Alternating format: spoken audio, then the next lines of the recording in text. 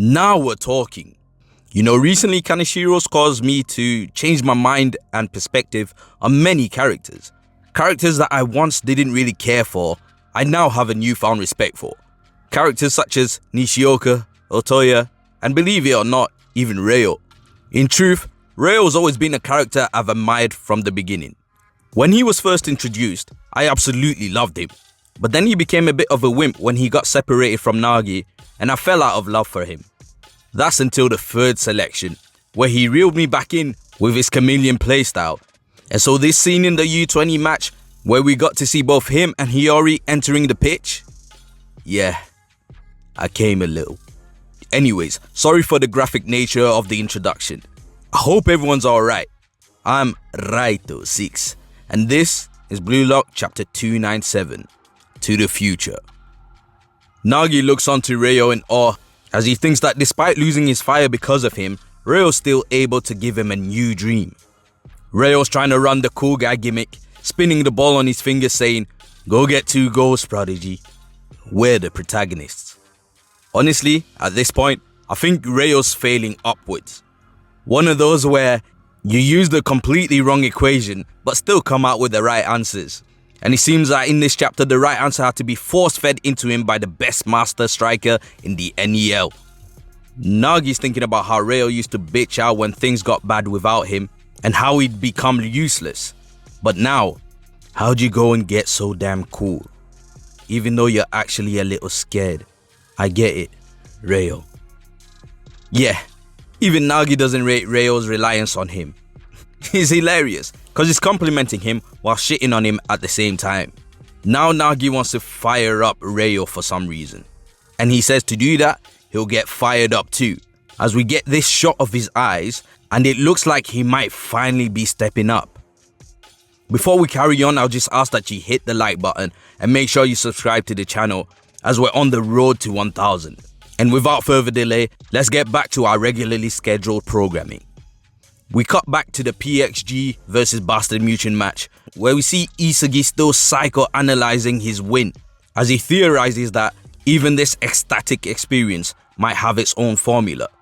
He had a clear objective he wanted to achieve, such as someone he wanted to be or something he wanted to surpass, and then found a way to make it come true using his logic, finally becoming the machine built to carry out and win according to his calculations.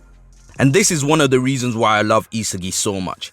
He's someone that knows his strengths and limitations and is always willing to work on them, which is the basis behind his rapid growth. And when that growth is based on logic, it increases the reproductive possibilities, allowing him to mass produce his desired outcomes. I know guys, that made me sound really smart, right? Anyways, Isagi goes on to realize that whenever he wins or produces results, he gains experience and abilities, making him a better player and increasing his reproducibility. But the one thing he doesn't know is how to reproduce that fire. That elusive fire that everyone's trying to find right now, like the one piece somewhere in the grand line. Isagi knows that the catalyst to his wins is always the fire he's feeling inside him. And the techniques and logic are only methods in which to make his victories possible. Ego appears on the big screen, talking about he's gonna proceed with the rest of the salary rankings, only to go cuck us some more by only revealing the 3rd and 4th place being Shidou and Barou respectively. Honestly, I think this is stinky. No way you're telling me Shidou, in a match he ghosted for the majority of the time and only managed 1 goal at the beginning of the match and no other feats, warrants a 60 million yen increase. Absolutely no way. I spoke with Ero Assassin and he explained that it's because of Shidou and Charles' link up and him being a part of Charles' awakening that PXG rate him so highly. And whilst it makes good sense, for me, Rin was the true trigger to Charles' awakening. So much so that Loki came onto the pitch to try and assist Rin because of it. I actually reckon the increase is due to panic on PXG's end, since they lost their bid to Rin and can scarce afford to lose Shidou as well. And so to fend off any other suitors, they would naturally have to bid above the odds. Barou looks as confused and skeptical as I did when I first saw these bids, and Kaiser's shown sulking for some reason. Isagi says in his head that only the ones who seize and use their fires survive, and the ones who misjudge it fall by the wayside. And this is our battlefield. This is BLUELOCK! Nagi takes kickoff as Manshine now trail 2-1. If they score another goal, it's all over. Need a goal. Goal. Goal. He says in his thoughts as Reo holds up the ball before returning it to Nagi. Nagi taps it into this path with mobile trapping as he thinks, I want to be the Nagi Reo wants me to be. Aww, isn't that cute? Honestly, get a grip, bro. He's literally too busy thinking about Reo that he doesn't even know what to do with the ball next. Do I shoot? No, I'm a little too far. What do I do? If I was Reo... A wild dinosaur appears, or more accurately, a butterfly called Levinho, who says football isn't about passing, you know. Before I address Nagi taking the piss on the ball, let me first address this comment from Levinho. Yes, he's right. Football isn't about passing. If you want to lose every single game you play, you moron.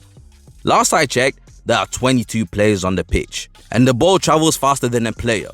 If you're not supposed to pass, then you might as well tell the other 10 players on your team to go home and say it out. Honestly, there's a reason why he's the worst master striker in the league. He's one of those uncles that like to show off how good they are in front of little kids. Anyways, Nagi, another loser, needs to start playing as the genius he is. Him and Reo are not the same. And so it's no use for him trying to think what Reo would do.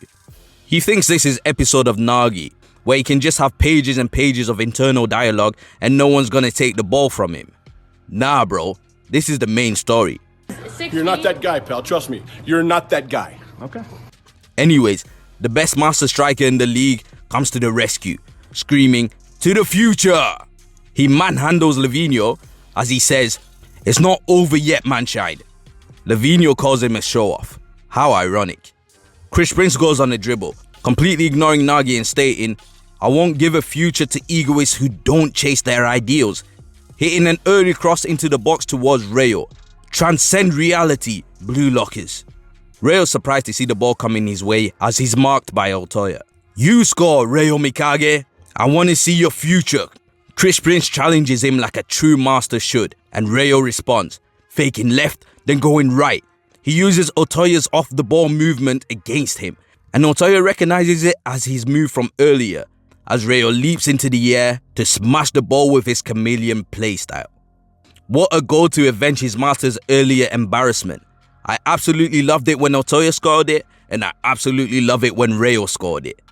Now at first I thought he copied Rin for the goal, but looking more closely, it seems it's just a copy of Otoya all the way.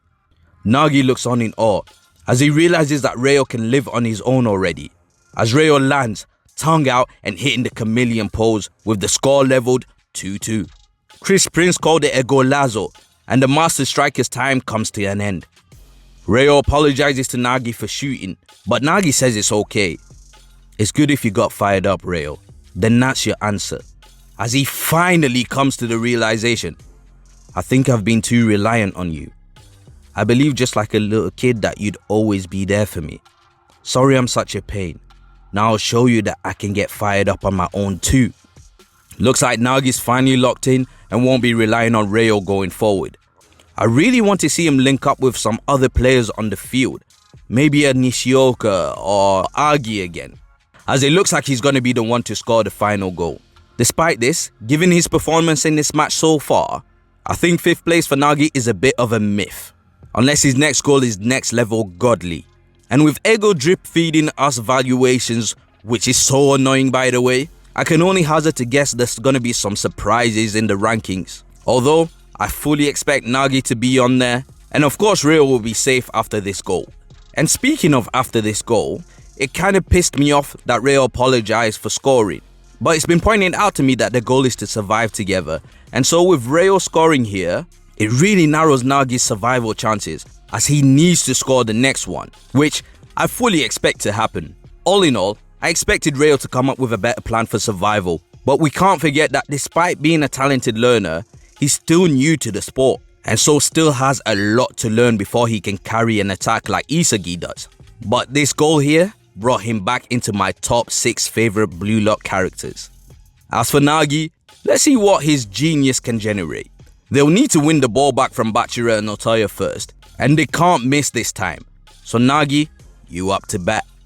Anyways guys, if you enjoyed the review, please don't forget to hit the like button, subscribe to the channel, and comment down below your thoughts on the chapter and on the 3rd and 4th rankings.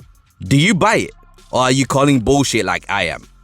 I'm looking forward to speaking with you guys, and I hope to see you in the next video. But till then guys, please take care and God bless.